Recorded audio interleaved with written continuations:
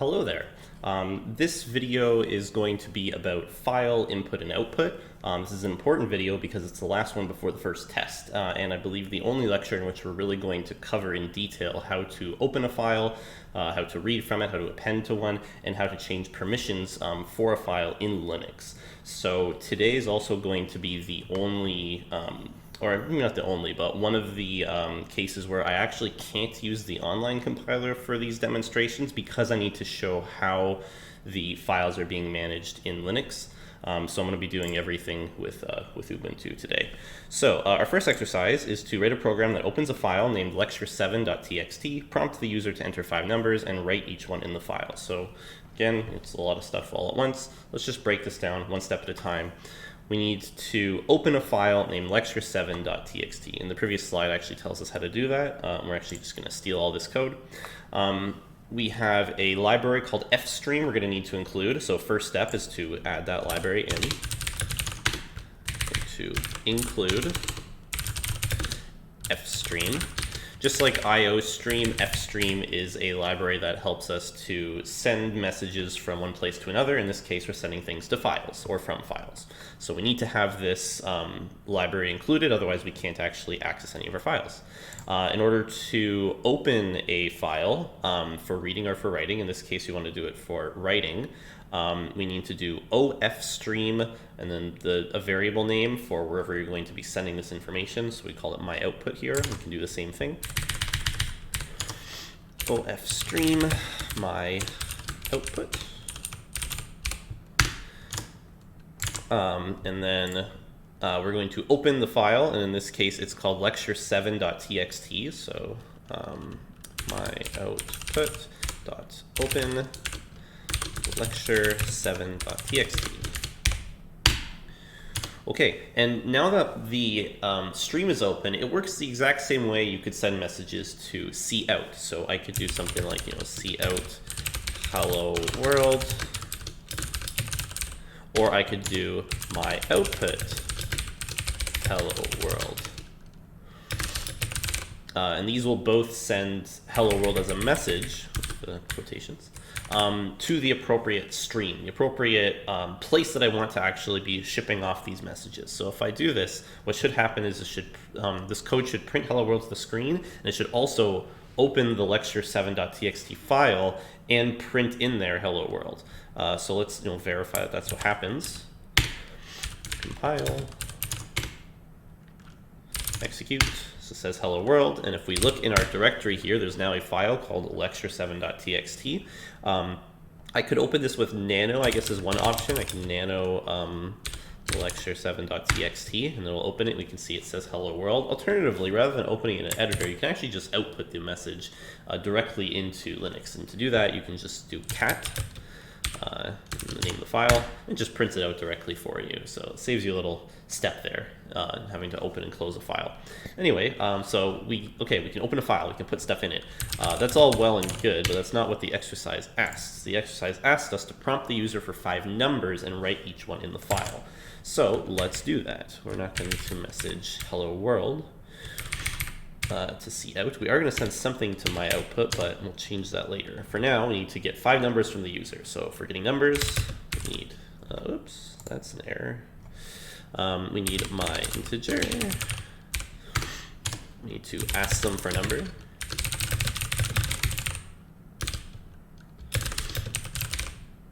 And we need to send that into my integer.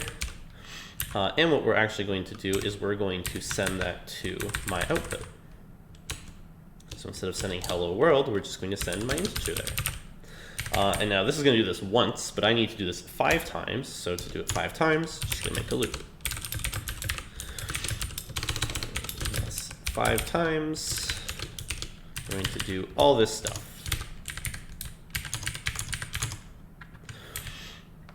And there we have it. I think that's everything. Let's just give this a shot and find out what happens, shall we?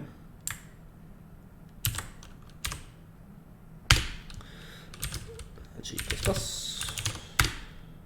Run. Turn number. 1, 2. Whoa, that's probably not the number I wanted to enter. 1, 2, 4, 3, 100, 6, and 20. those are some numbers. Lecture7.txt is still here. What is inside of it? We'll use cat to find out. Look at that, 1, 2, 4, 3, 106, 20. Notably, the hello world I put in there is gone. So this is something to keep in mind, that by default, when you are opening a file to write with it in C++, you are overwriting everything that's inside. So anything that was there, gone for good. And you're going to be overwriting it with whatever you end up sending in your program to that file. So that's the first exercise down. Let's move on to the next one. Okay. Modify your previous program so it prints out the contents of the file you just created. Okay, that seems fairly straightforward. So if I go to... Okay, so one thing that I didn't do, which is somewhat important, is to actually close the file, and it indicates that on the slide. Now, notably, I didn't close the file, and everything seemed to work okay, and this is all well and good for simple code, but anytime that you're working with multiple programs, multiple files perhaps, or if you're opening and reading the same file at different times, you really have to be careful that you close the file when you are done using it. So since after I've printed the 5 numbers in the file, I don't need to have it open for writing anymore, I'm going to close it after. My output.close. Now the file is closed, it's saved, it has the information I sent into it, and if I don't do this, then weird stuff sometimes can happen, so better be safe than sorry. Okay, now that I have sent the 5 numbers in, I want to be able to print them all out. So once again, I need a loop. So I'm just going to grab this loop here.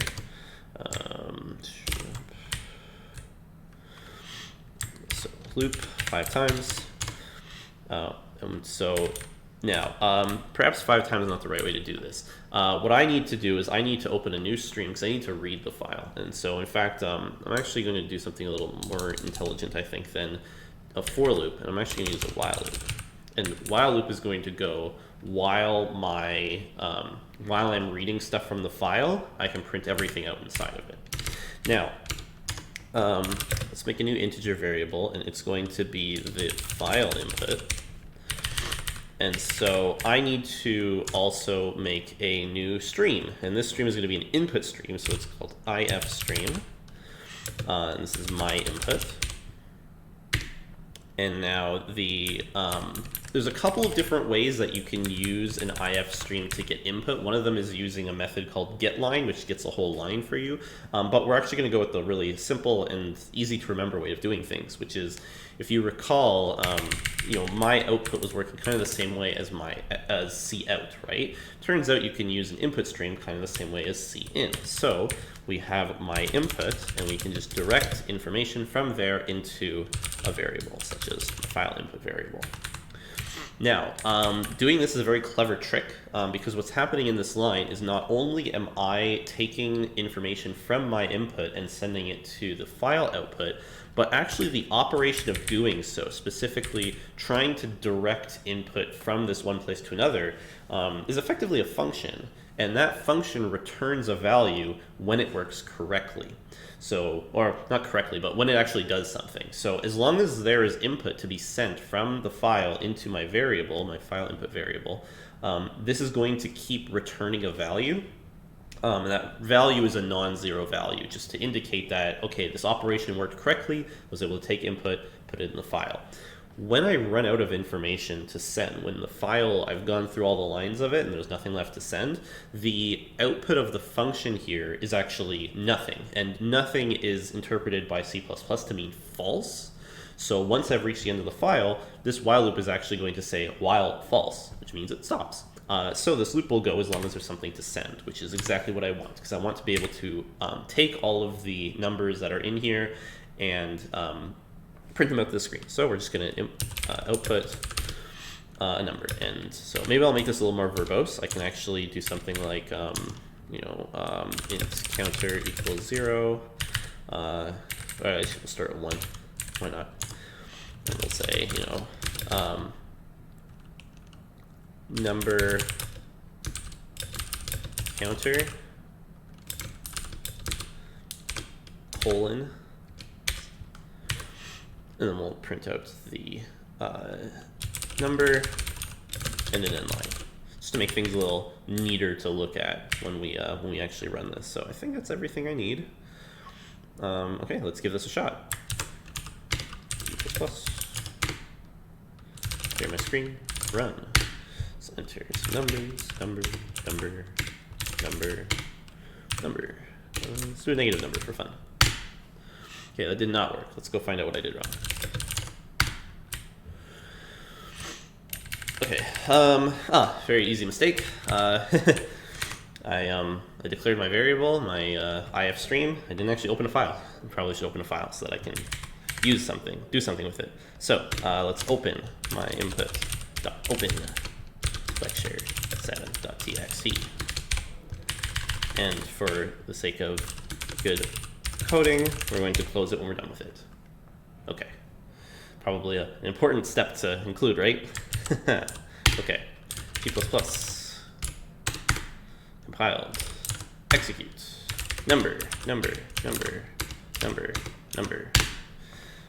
Probably should increment my counter too, huh? At least we got most of this going now, right? It'll actually print out all the numbers from the file, which is really, really nice. So first of all, let's increment our counter so it actually prints out the right number here. So counter ++. And also, just to show that it's working correctly, I'm actually going to try commenting out the part of my code that deals with the output. So next time I run my code, it's not going to do it's not going to ask you for the numbers. It's just going to read the file. So if this worked correctly, then the file should have all the numbers, and it should just read everything and print it all out. Plus, clear, and execute. Hey, look at that. 1, 2, 3, 4, 5. Those numbers are there, and those are the numbers that I put in my file, which I can see if I print it out. All right. Okay, not too shabby. And that's all for that exercise. We can move on to the next one. Okay, let's take a look at our next exercise. Modify your program to append instead of write to the file. Ensure that all numbers in the file are printed. So fortunately, because of the trick that we used for our while loop, this should actually print everything else. I think when I demo this in class, I'm going to use a for loop instead of a while loop, and then we can you can actually see the difference there. Because ideally, if things are working the way that we expect, you should actually be able to use use this code the exact same way. If instead of this being a while loop, I just say, for I equals 0, I less than 5, I plus plus, because there should only be 5 numbers in here. So now this code should work exactly the same as it did before. Number. Well, that clearly did not do what I wanted, because we got some weird stuff going on. So I know the reason, because we also need to actually read from the file, which we didn't do. So let's read from the file. So in my for loop, I need to do my input direct to the file input. There we go. So now I have a for loop instead of a while loop in case I only want to read a specific number of values from the file. So in this case, 5, since there are 5. And instead of using a while loop, I have my input directing to the file input inside the for loop. And now, right now for this should do the same thing. So clear, try it out, number. Okay, so everything is working totally fine. But the trick that I've got here with the while loop is actually what you need to do for this next exercise, because you don't necessarily know that your file contains 5 numbers. So if it doesn't, this for loop is really not going to help you. And so instead of using a for loop and inside reading in the values, you can just use while there are values to read, do what you need to do. Now, our goal was to open this for appending, and it turns out doing so is actually very, very easy. And so the slide even tells us how to do it, which is you just need to add ios::app for append, 2 colons. There we go. Which just indicates that this means you want to, for your input-output, to append instead of write. So I think that should be it. Compile, clear, execute. Number. And look at that, it has all my big numbers that I just typed in and all the old numbers from before. Very, very handy. This, I guess, was a little short exercise because we'd already kind of done half the work with the while loop, but I will remember in class not to spoil things right away with the little trick. So that's it for that one, and we're going to move on to our the reason that we're using Linux today in our next exercise. Okay, so the next little bit has to do with permissions for files. So the exercise asks us to run a program to make a new file with 5 numbers, so we'll have to delete the old one and make a new one. That's okay. And then use chmod on that file to remove reading permission, writing permission, then both, and run my program to see what happens each time. So let's start off by making our new file. So to remove a file, we're going to do remove lecture 7. So now that file is gone, we can see. We're going to run our code again. Number 1, 2, 3, 4, 5. Okay, easy peasy. Now, let's clear things up. And now, there's a little special trick you can do with ls. ls is the command to show you all of the folders, or the files and such in your directory. If you do -l, it will actually tell you more information. In particular here, it tells us, for instance, who is the owner of the file, and when it was made. So you can see it's, today is the 27th. This is the morning before class. And you also can see actually the permissions. So notably, a.out is our executable file. That's the one that has execute permission, so anybody can execute this file. But note that you can't execute newfile.cpp or lecture7.txt. And that's what all these RWXs are repeatedly, are telling us who has permission to do what with certain things. So right now, everybody has permission to read from lecture7.txt and to write to lecture7.txt, but we want to remove that. So there are a couple ways that you can remove things. One is to use a binary code to do so. The binary code for this might be a little bit tricky to do, so probably my recommendation would be to do the other way of removing things. Which is to just indicate what you want to remove. So you want to remember the 3 different groups you have to work with are users, group, and other. We are the user in this case. So we want to remove reading permission from our file. So instead of chmod u-w, the file name, we're going to do chmod u-r, the file name. So let's do that. chmod u-r lecture 7. Okay, so now if we do this again, we can see that we no longer have permission to read from this file. So what happens when we try to do our code again? Let's see. So we can probably write to it. So 6, 7, 8, 9, 10. Suddenly things didn't work out. It didn't actually print out all the numbers like it's supposed to. And this is because when it attempted to read in, it couldn't, because it doesn't have permission to do so. So if I want to do that, I need to give my system permission to read the file. So I can do u plus r, lecture 7. And then run my code again.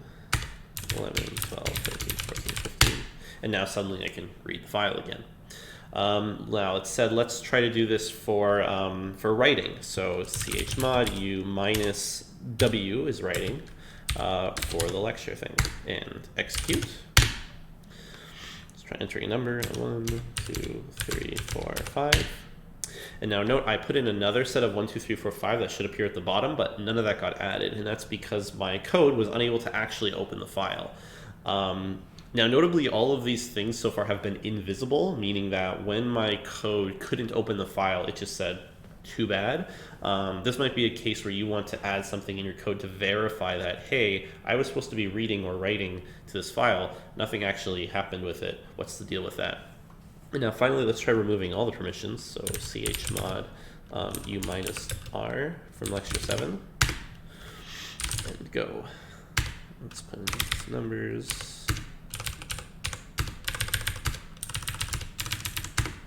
And see, it did actually nothing. If I output the file again, you can see it did not. In fact, I can't even output it because you can see permission is denied. If I give myself permission again, chmod u plus w lecture 7, chmod u plus r lecture 7. Now if I output it like I'm allowed to, you can see that no numbers got changed. The 1 to 15 are still there exactly as they were because I didn't have permission to do it. So It's very important just because not all files are going to have the same permissions, so you do sometimes want to be able to change those permissions on the fly, or you may want to have code that verifies you actually were able to respectively read or write. And these are things that I guess you'll learn a little bit later, but for now it's just good to know that there are going to be times where just because you think that you're reading from the file doesn't mean you are, so you do want to double check and verify that, for instance, the value you got from the file is not an empty value and has actually some number associated. So that's everything for today. I'll be posting this video shortly because your test is coming up, and you will have at least one file-related question, so it's good to know how to do this stuff. Make sure to practice lots before the test, and I'll see you in class. Bye-bye, everybody.